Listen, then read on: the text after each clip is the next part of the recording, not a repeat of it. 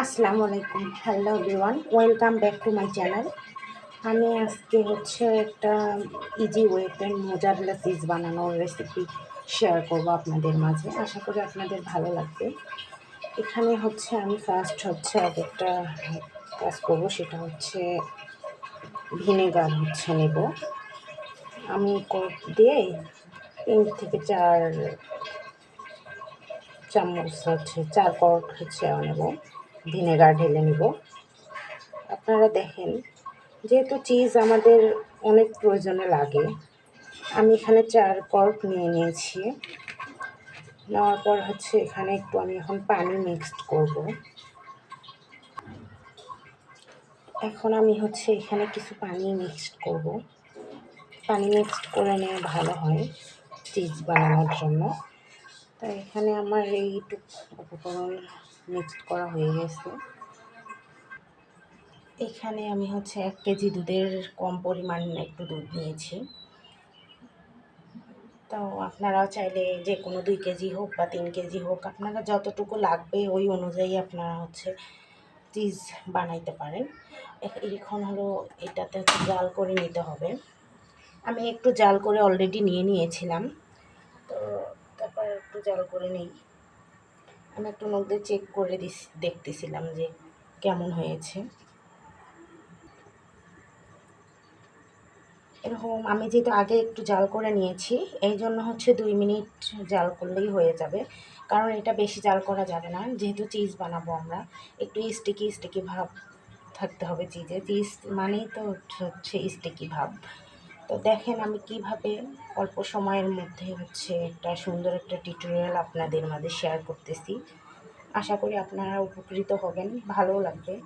আপনাদের কাছে আমার এই ভিডিওটা শেয়ার করতে আমারও অনেক ভালো লাগতেছে, যেহেতু আমার মেয়ে একটু চিজ দিয়ে খাবার পছন্দ করে। তো তাই ভাবলাম যে বাসায় একটু বানাই নেই। বাইরে থেকে সাধারণত আমরা কিনি, তারপর আজকে একটু বাসাতেই বানাচ্ছি। তো এর আগেও বানাইছিলাম। তো আপনারা কীভাবে পারফেক্ট ওয়েতে বানাইতে পারেন তার একটা ছোট্ট ভিডিও ক্লিপ শেয়ার করব আপনাদের মাঝে, দেখতে থাকেন।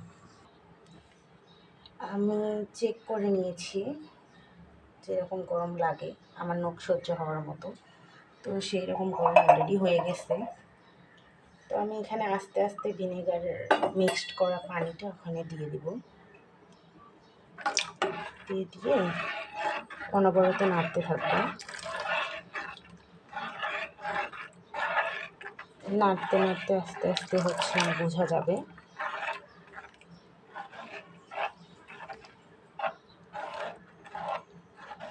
দিক থেকে ছানাটা বেরিয়ে আসবে।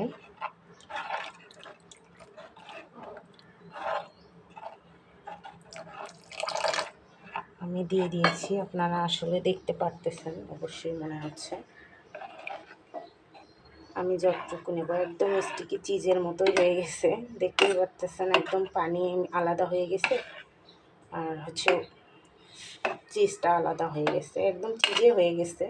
এখন আরও কিছু টিউটোরিয়াল আছে, সেটাও আপনাদের মাঝে শেয়ার করব। এখানে আর একটু আমি নেড়ে নিই সুন্দর করে। এইভাবে যদি আপনারা মোজারেলা চিজ বানাই নেন বাসাতে, এটা একটু স্বাস্থ্যসম্মত হয়, বাচ্চারা খেতেও ভালো লাগবে, উপকৃত হবে। যেহেতু এটা কোনো বাহিরের কেমিক্যাল ইউজ করা হয় নাই। তা আমার সুন্দর ওয়েতে চিজটা আলাদা হয়ে গেছে।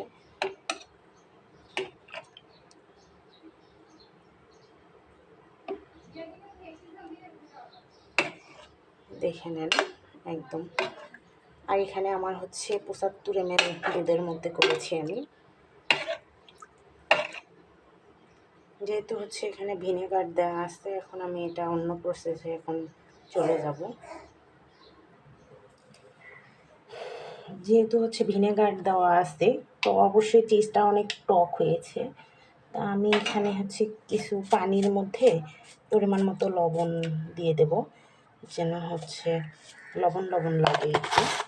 লবণটা একটু মিক্সড করে নিব, ভালোভাবে মিক্সড করে নিয়ে মোজারেলা চিজটা আমি এখানে উঠাই দিব।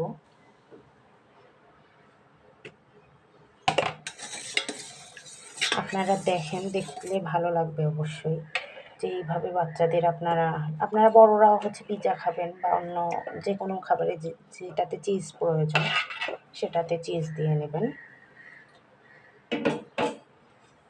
একটা স্বাস্থ্যসম্মত খাবার। এখন আমি এটাকে একদম চেপে চেপে সুন্দর ওয়েতে একটা শেপ দেব আর টকটা বের করে নেব, কারণ এখানে লবণ পানিটা ভিতরে যেন যায়।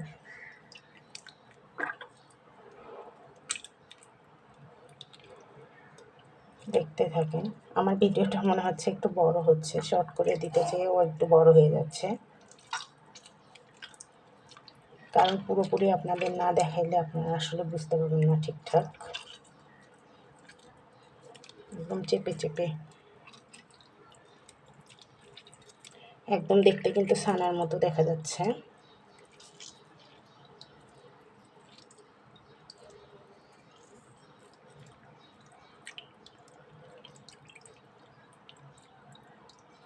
আপনারা দেখেন কিভাবে আমি এটা তৈরি করতেছি।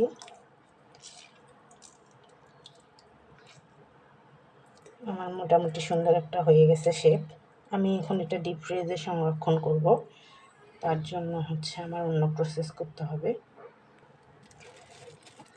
আপনাদের কম বেশি সবার বাসায় এরকম পলিথিন পাওয়া যায়, তো পলিথিনের মধ্যে এরকম একদম সুন্দরভাবে চেপে চেপে রেখে দিতে হবে। আমারটা হচ্ছে বাটিতে আমি রেখে দিচ্ছি, রেখে ফ্রিজে রেখে দেবো।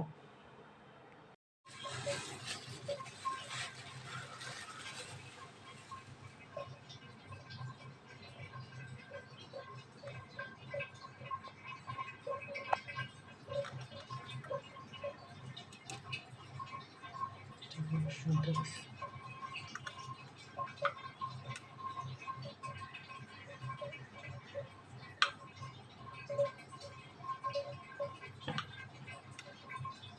চিজটা অনেক সুন্দর হয়েছে, তা ভাবলাম হচ্ছে আপনাদের দেখাই কেমন হয়েছে।